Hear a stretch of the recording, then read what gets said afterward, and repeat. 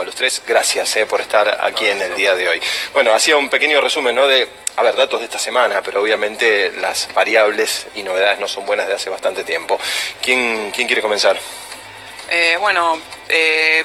Viendo el tema inflacionario, sí. Vemos una fuerte correlación con el tema de pobreza y vemos que han llegado a niveles superiores respecto al final del mandato de Cristina Kirchner, el comienzo del mandato de Macri, y bueno, tenemos un tema bastante fuerte que solucionar, y básicamente una cosa que siempre tenemos que resaltar es que en la medida que no se hagan reformas más profundas, este tema inflacionario va a seguir estando bastante latente. Sí, lo increíble es que esta inflación sube con una economía que se va para abajo en picada, ¿no? Y una inflación creciente. En algún momento tuvimos esta inflación, ahora tenemos economía que cae, pero la inflación que no se detiene, y aquí resaltaba algo que es importante, lo que se ha conocido, Eva, con el tema de la pobreza también, ¿no? Lamentablemente la subida fue enorme, el índice que saben ustedes, ¿no? Sí. Comunica la UCA a través de su observatorio y ha superado el 33%. Y a mí no me gusta basarme en los datos de la UCA porque recordemos que estaban teñidos de bastante, ¿no?, dudas. Nos peleamos bastante todos, me parece, en algún momento, pero sí. Bueno, si hacemos una correlación, ¿no?, y vamos varios años para atrás, empiezan a tener una fluctuación que termina siendo coherente, más allá de eso, que no me gusta hacer diagnósticos en base a los datos de la UCA. Como decía Eliana, es innegable. Uno ve simplemente la caída en los ingresos de los jubilados, la caída en los ingresos de los asalariados, ¿sí?, el ingreso del salario mínimo, y el aumento de lo que son los alimentos, que están por encima todavía de lo que es la inflación. Exactamente, sí. Juan, ¿cómo lo viste los datos de esta semana? Porque realmente son preocupantes, ¿no? Es como que no se puede despegar. Y estamos hablando de un segundo trimestre del año que viene y falta tanto para llegar a ese la verdad momento. es que falta mucho. El problema que tuviste una devaluación que te afecta principalmente a los bienes que son transables. Es decir, se comercian con el exterior, que básicamente son alimentos que son los que más importan, si querés, en la canasta de los deciles de ingresos más bajos. Lo que tuviste recientemente fue una aceleración inflacionaria muy grave, con datos esperables de pobreza, digamos. Hoy tenemos que mirar los de la UCA porque durante mucho tiempo la verdad es que no tenemos historia para atrás sobre lo que fue en los datos de pobreza que publicaba el INDEC, entonces tenemos que basarnos en la cuestión de los datos de la UCA. Está bien lo que decís, y permíteme que te haga un paréntesis, disculpa la interrupción, pero también hubo, ¿no?, un apagón en el gobierno de Mauricio Macri cuando asume, sí, donde se establece el primer índice de pobreza y dice, a partir de ahora yo quiero ser evaluado. Estamos hablando de septiembre de 2016, ¿no? Totalmente. Después de que había hecho una gran devaluación. Después de una devaluación que tiene 1,5 millones de personas en la pobreza, ¿no? Claramente. Plenamente. Lo único que quiero decir, digamos, es que me parece que hoy tenés que basarte lamentablemente en el dato de la UCA y ojalá prontamente se pueda recuperar. Ahora, lo que yo quiero decir es, me parece que era esperable este dato, era muy esperable, porque tuviste un salto evaluatorio que fue de más del 120%, con la comparación interanual. Entonces, digamos, los bienes transables, que son principalmente alimentos y bebidas, fueron los que subieron, como decía ella, por encima del nivel de inflación general que publica el INDEC.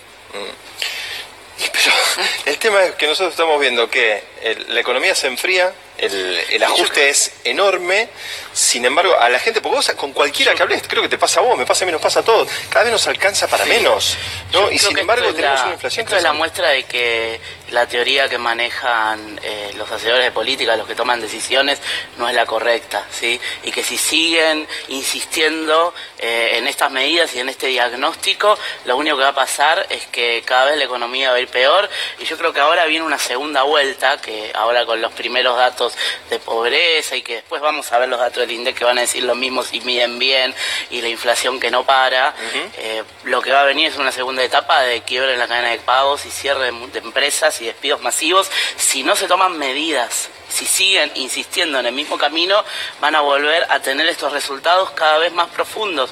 Y una cosa que hay que mirar es el tema de la recaudación. La recaudación está cayendo. Cayó. En términos reales, la recaudación cayó, el último dato, si no recuerdo mal, cerca de 10 puntos en términos reales. A mí me decían 12 puntos. Sí, bueno, hay diferentes apreciaciones, pero entonces, digamos entre 10 y 12 puntos. Si cayó la recaudación en términos reales, ¿cómo se va a llegar al déficit cero? Van a proponer más ajuste. Entonces el año que viene, más ajuste, más pobreza, más recesión. Eliana, te veo que estás ahí como queriendo...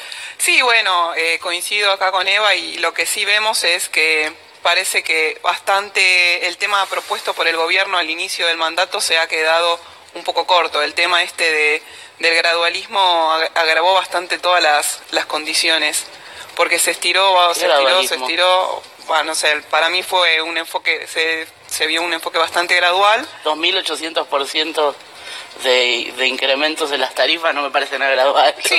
Yo no coincido tampoco en el gradualismo, que es algo que no se dice mucho, que es que ellos durante el 2016 y un poco el 2017 profundizaron los desequilibrios macroeconómicos que había, digamos. A ver, ¿cuáles? Cuando uno mira el déficit fiscal, sacando el blanqueo que se hizo esos 2 años, digamos, ves que el déficit fiscal aumenta, el déficit de cuenta corriente, si no se cortaba el crédito a Argentina, había llegado al 4,8% o 5% que después se corrigió. Déficit en fiscal 2017. primario. Déficit fiscal primario, digamos, aumentó sacando la plata del blanqueo, y el déficit de cuenta corriente, que es lo que producimos, lo que consumimos por encima de lo que producimos, también aumentó. Entonces, yo dudo del gradualismo, digamos. Para mí, con el crédito, digamos, se abusó mucho de la deuda pública que había disponible, y terminamos incrementando desequilibrios que hoy el mercado te corrige de golpe y terminamos viendo estos efectos, digamos, que tenemos un índice de pobreza que está en el 33,6%. Pero gradualismo, voy a disentir, perdón. Dale, vamos. Si no todos decimos lo mismo. No.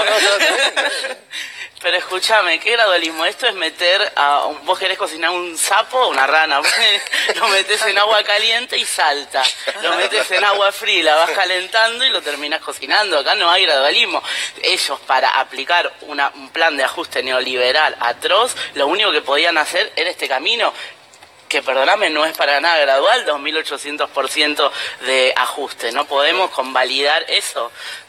Justamente no creo que sea gradual, digamos. Por mí se profundizaron los desequilibrios, digamos. Entonces discutamos, si se quiere, la mala praxis que hubo en el medio para llegar a donde estamos hoy. Pero, ¿qué era lo que decías vos, Eliana? A ver, porque vos hablas de gradualismo. ¿Vos considerás que lo que se está aplicando ahora debería haberse aplicado al principio del mandato? Sí, porque al final lo que termina pasando ahora es que se estiró hasta este año, y ahora hubo que aplicar todo el ajuste fiscal, monetario de golpe sobre una elección cercana, y sumada a toda la incertidumbre que te genera el contexto político, que hace que se agrave Tenés bastante. Un poco la teoría melconiana, ¿no? Con el famoso boludeaste 2 años, con los globitos, con el piripipi, ¿no? Y a ¿Vos partir creés de que si se hubiera aplicado todo un ajuste de shock gradual de entrada, hubiera sido todo fantástico? No solamente un shock, considero también que se quedaron un montón de reformas en el camino que había que llevar adelante, y ¿Por bueno, ejemplo? Reforma previsional, reforma laboral, reforma monetaria y fiscal. Bueno, la reforma laboral se está fogoneando, y bastante ahora. No sé qué consideran ustedes, no sé si está el plafón político, ¿no? Como para poder encarar una reforma de estas características. Toma agua, tranquila, no hay ningún problema. Porque sé que tienen que hablar mucho, sé que no pasa nada. Y es algo de lo que se está hablando. Pero eso sería la solución, porque, a ver, cuando uno empieza a ver estas cuestiones que tienen que ver con políticas liberales, está dentro del ABC. Iba a aparecer en algún momento nuevamente la reforma laboral. Claramente, estos planes neoliberales de ajuste, dígase gradual o dígase de shock, no funcionan en ningún lugar del mundo. No funcionan. Se les va a caer la recaudación y el año que viene va a ser terrible, y tenemos toda la historia argentina para contradecir que un plan de ajuste funcione. Quizás es un poco como se ha instaurado, o sea, lo que termina pasando siempre es que tenés un problema en el timing. Ajá.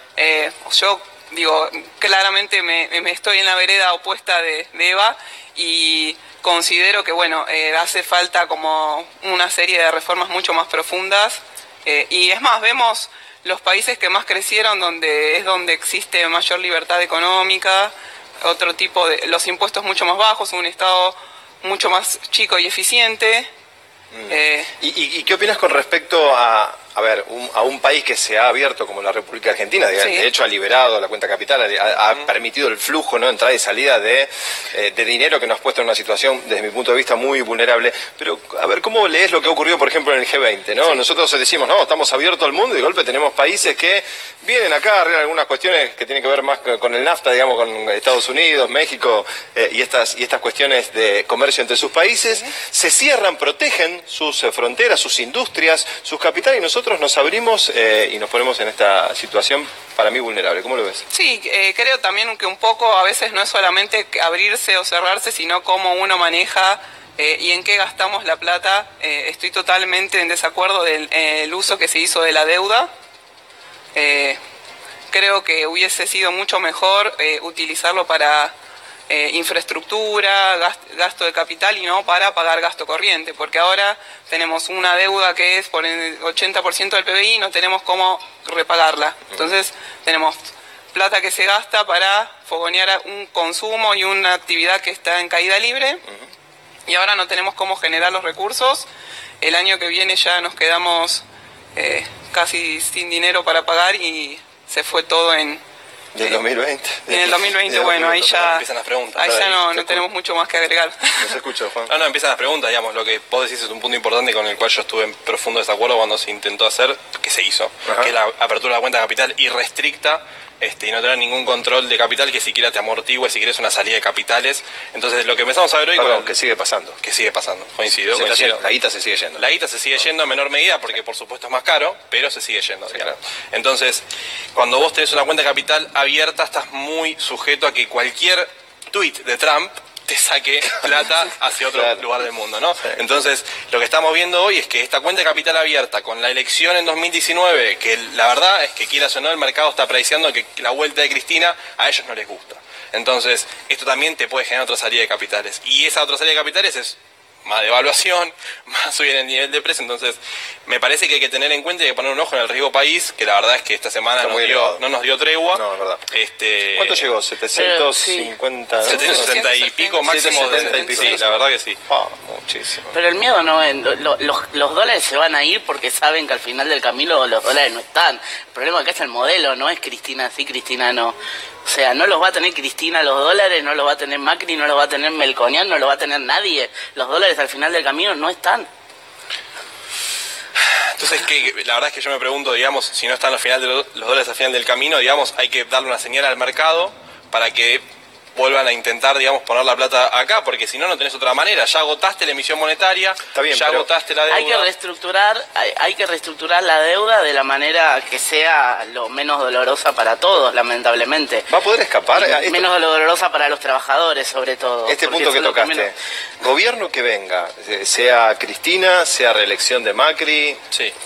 Cador, no sé cómo se llama. Pero va a poder evitar esto de tener que reestructurar una deuda que claramente ya se vislumbra como impagable y que, a ver, si no hubiera existido este acuerdo de 57.000 millones con el Fondo Monetario Internacional, claramente estábamos quebrados, ¿no? De hecho lo estamos, si no hubiera sido por este préstamo. Sí, es patear un poco el problema para después de las elecciones.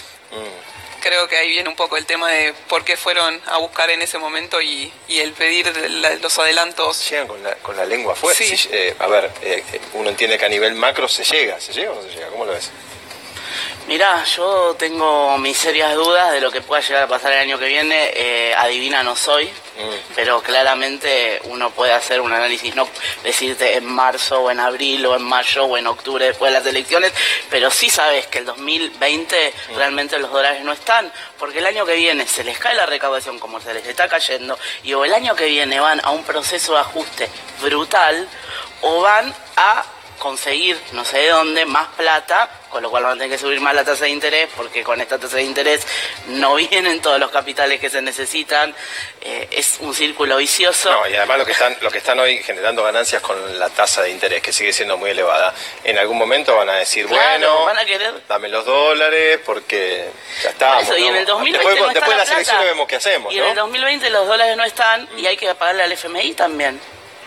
Entonces, ¿qué pasa? Ahora, esos no dólares es un problema de que pueda volver el populismo, que no pueda volver el populismo. Es un problema de que el modelo económico no funciona. Y el próximo gobierno, sea la continuidad de sea Cristina, o sea quien sea, va a recibir una economía mucho más chica que la que recibió Macri, mucho más endeudada, con la restricción externa palo, ¿sí? Y una situación socioeconómica muy difícil de gestionar.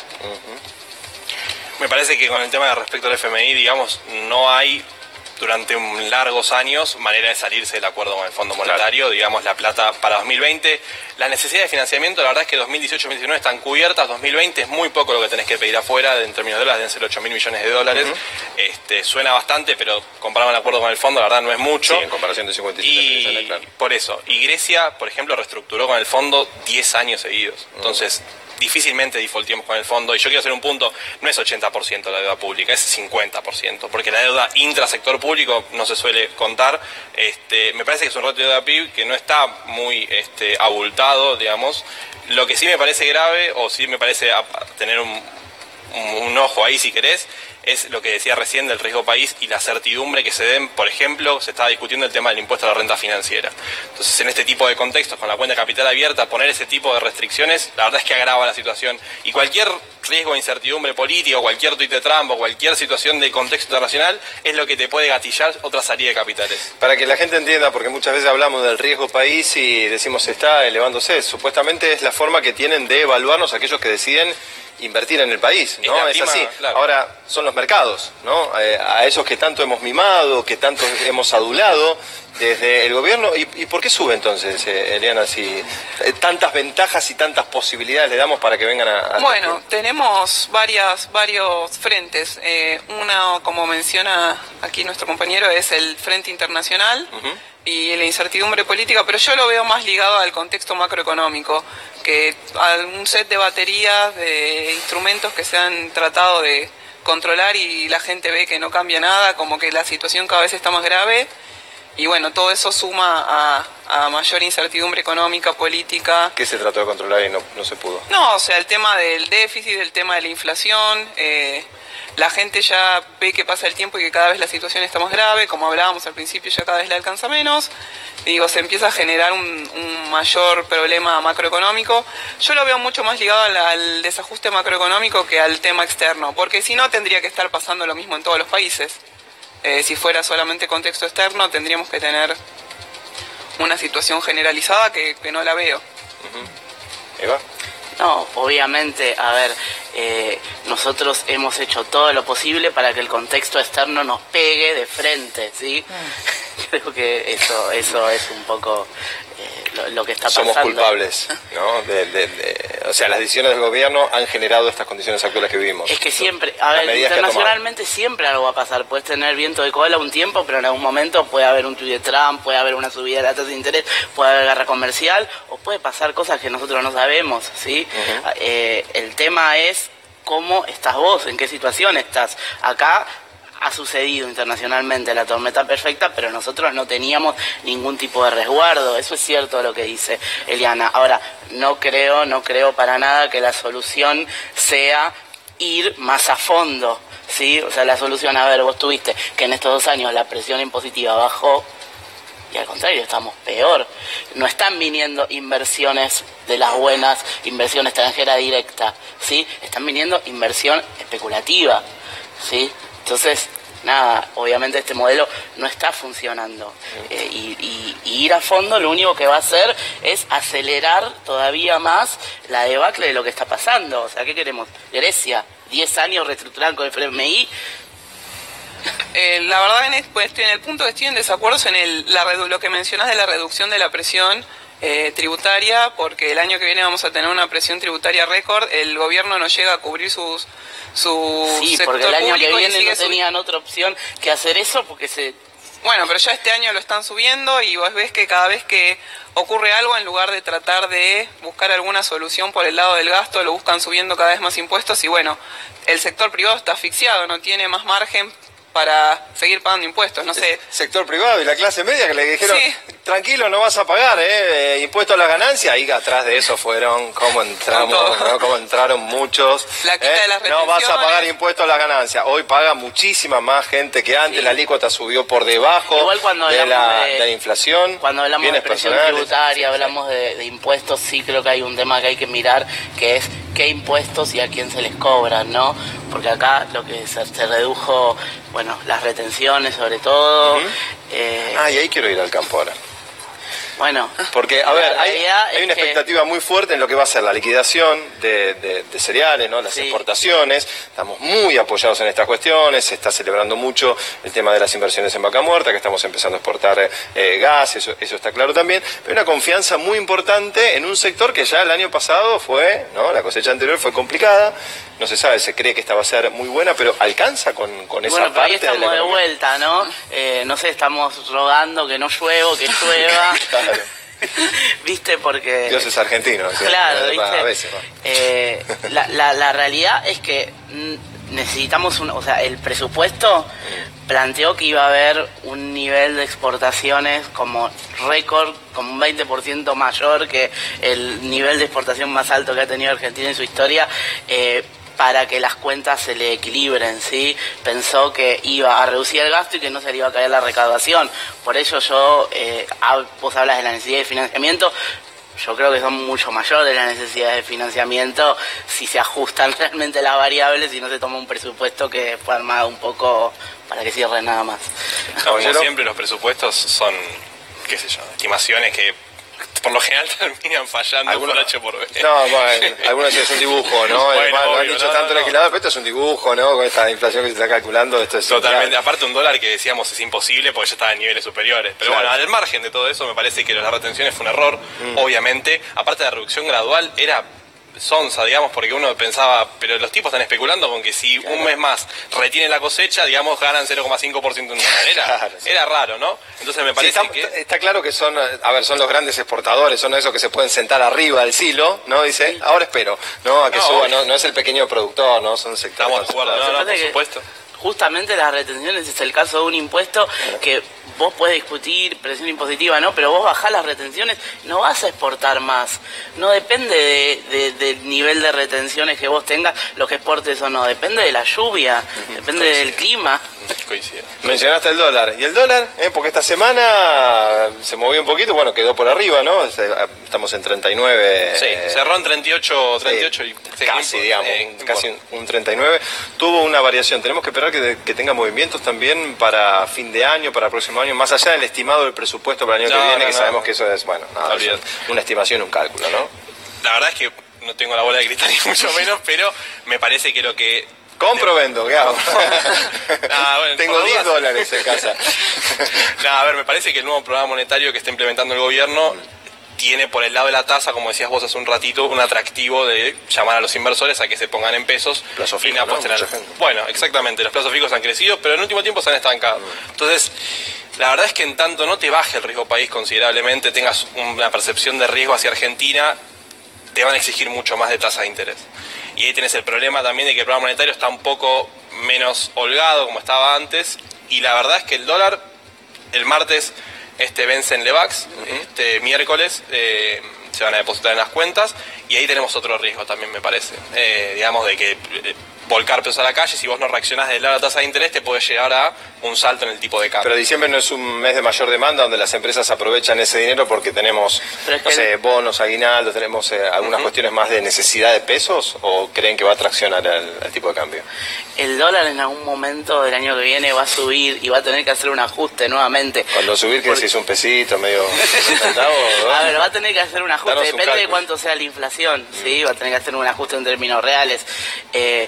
La cuestión es que, lo que vos decís, hay que poner tasa de interés alta para que no se vaya al dólar. Y seguimos poniendo tasa de interés alta, ¿dónde va a haber inversión? Eso desincentiva la inversión productiva, hace que la economía se siga achicando. Si la economía se sigue achicando, menos posibilidades hay de que se generen dólares, ¿sí? Y que se genere consumo y que haya inversión. Es un ciclo vicioso. Sí, es un ajuste queja constante de la industria, además, ¿no? Que esto además les corta la cadena de pago. Porque, a ver, el que tiene dinero, ¿qué hace? Si te dan una tasa como la que estamos teniendo, no sé, un 60%, por ejemplo, banco, ¿qué vas a hacer? Hasta preferir no pagarle a la gente por decir, aguántenme que les pago dentro de un momento, total hace diferencia. Sí. Porque esto ocurre también, ¿no? Sí. O tenés que hacer un pago a un proveedor y te doy un cheque a 3 meses, mientras tanto laburo la guita. A ver, estoy hablando en criollo para que se entienda. ¿Es así o estoy exagerando?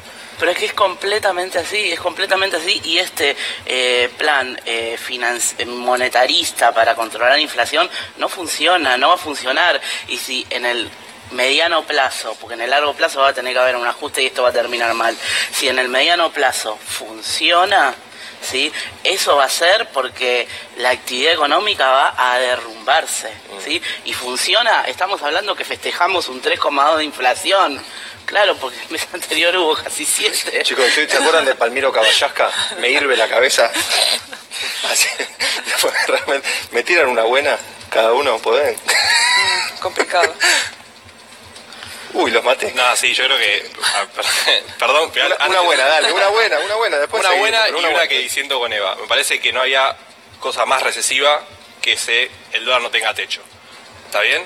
No hay cosa más está recesiva. bien, Después bueno. podemos discutir si fue mala praxis o si fue una cuestión de si contexto internacional está todo de acuerdo. Digamos, me parece el plan monetario está correcto en el sentido de frenar una espiral de inflación. Está bien, pero vos me lo estás mirando, a la tasa que sea. me lo estás mirando ¿cuándo fue la evaluación? El 1 de septiembre, me decía el 1 de septiembre y yo no tenía otra. Bueno, pero ¿cómo llegaste ahí? Por eso discutimos si es mala 3 praxis años. o el contexto nacional o es un poco de las Pero dos. en el medio algo había que hacer, En el ¿no? medio había que O hacer. ponías el torniqueto, se desangraba, digamos. Yo ¿no? creo Era que un sí. poco claro. Y con respecto a la buena, me parece que los salarios van a empezar a recuperar a partir de diciembre, enero, febrero, con la reapertura de paritarias, que por supuesto igual fue la caída del salario real más grande del 2001-2002. La verdad es que en datos positivos me parece que es ese, y en marzo, abril, roguemos que llueva y que la cosecha nos dé alguna buena noticia, ¿no? Ah, pero bueno, Sí, a ver, qué sé yo. me mandó una plegaria ahí en un momento. ¿Una buena? Que el año que viene hay elecciones. En eso coincido.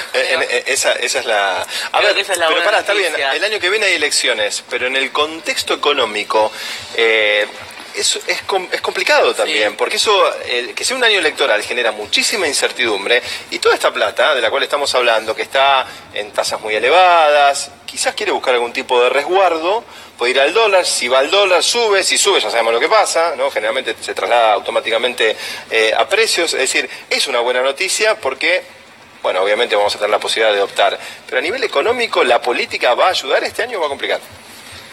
¿A lo que pueda pasarle al próximo gobierno o a Sí, lo que le no, puedan pasar a ellos? al 2019, el próximo gobierno, pobre, para mí tiene una situación, sea el Sí. signo que sea, muy, pero muy compleja para el 2019. Bueno, hay dos, creo, bibliotecas, ¿no? Una que te puede decir, bueno, en todos los años impares, años electorales, siempre los gobiernos consiguen de algún lado la plata y es como, bueno, no ganó la situación. Igual es difícil, o sea, volver al 2015, pensá que desde el 2015 hasta ahora tuviste una caída casi de 3 puntos, o sea, vas a tener al 2019 del PBI. Una caída. Sí, una caída importante, y ni hablar del PBI per cápita, ¿no? Sí. Un pequeño recuperación estadística, como dicen, y después la otra cuestión real es que también tenés el Fondo Monetario, que no sé cuánta posibilidad hay de que no ajusten, de que las paritarias estén por encima de la inflación, que haya recuperación del salario. La verdad la veo complicada. Y la buena, más allá de las No, elecciones, a una ver. buena a nivel, le quiero sacar una buena a nivel económico, algo que vos digas, esto parecería como que está... A ver, no me hagas hacer eso. No, digo, capaz que si no la ves, no la ves. No, me decís que a no. ver, yo no veo buenas Bien. noticias con este plan económico, no los veo. Ya a esta altura, en algún momento uno pensó, bueno, pueden hacer correcciones, pueden entender que por este lado no va la economía, ¿sí? La economía argentina no funciona como ellos dicen que funciona y la están estrellando. Bueno, ya a esta altura creo que la única buena noticia es que cambien, ¿sí? Que cambie el gobierno y que venga un gobierno que apueste al consumo y que apueste a la producción, que apueste a las pymes, Al mercado interno. sí, que apueste al mercado interno y sí que se apuesta a la exportación. Obviamente que Argentina tiene un problema de restricción externa y hay que superar ese problema, pero a ver, ellos nos prometieron que íbamos a ser el supermercado del mundo y al contrario, cada vez exportamos más productos primarios. Exactamente. Te debo la buena. No tenés una buena tampoco. No veo ninguna buena. Básicamente... Vale repetir, si están de acuerdo con No, alguna, pero básicamente por lo que mencionaban también acá mis compañeros, que creo que las elecciones van a agregar más incertidumbre y puede llegar a complicarse bastante el tema cambiario. Dentro de toda la situación uno puede llegar a decir que el hecho de que la economía esté tan en recesión, parece que podríamos haber llegado a un piso o algo así, porque si no, la verdad que va a complicarse bastante más el panorama. Sí, creo que una cosa bastante importante que tenemos que resaltar es que un punto central tiene que ser una economía no solamente que se enfoque en el consumo, sino más en la inversión, porque no podemos solamente consumir si no producimos. Y tenemos un ratio de inversión PBI muy bajo, tenemos que llegar como mínimo 25%, porque también acá llegamos por una población con sobreconsumo y y baja producción. Entonces, si me no hiciste acordar, nos hicieron creer que podíamos comprar una tele, me hiciste acordar de eso. Sí, yo creo que obviamente hay que invertir más, pero ¿cómo es la cuestión? Primero es el consumo, y si vos no ves que el mercado funciona, si no ves que lo que vas a producir, que vas a producir vasos y que se van a vender los vasos, nadie va a invertir. Claro, pero ahí tenés el problema que te genera más presión sobre la inflación, porque si vos vas dando salarios reales cada vez más altos, sin un acompañamiento de la productividad, te sube el consumo, no tenés producción que alcance para eso. Argentina no tiene pleno uso de la capacidad instalada desde el año 52. Bueno, pero Así el tema... que inflación de demanda no existe, la inflación responde a otras cuestiones en nuestro país. Y también hay que parar con el tema de que la inflación es el peor de todos los males. Hay una inflación que es mala cuando redistribuye de los sectores trabajadores y asalariados hacia los sectores concentrados, y hay otra inflación que puede ser positiva cuando se redistribuye al revés. No regresivamente, sino desde los sectores del capital y de los sectores más concentrados hacia los sectores trabajadores. Yo considero que la inflación tiene efectos negativos de cualquier lado que lo mires. Bueno. Les agradezco a las dos y a vos también, Juan, gracias a los dos por estar aquí en el día de hoy hablando. La verdad que es difícil encontrar puntos positivos, ¿no? Y un panorama esperanzador para una economía realmente muy dura, que algunos dicen, como escuchaban, que puede llegar a tener un rebote el año que viene, pero mientras tanto es una situación y un fin de año que tiene menos olor a fin de año, sí. No sé si lo notan, ¿no? Sí. Eso también, hay tan poca expectativa, yo veo tan poco espíritu de festejo navideño, veo mucho bajón en la gente, creo que nos está pasando a todos, no sé si a ustedes les pasa también, ¿no?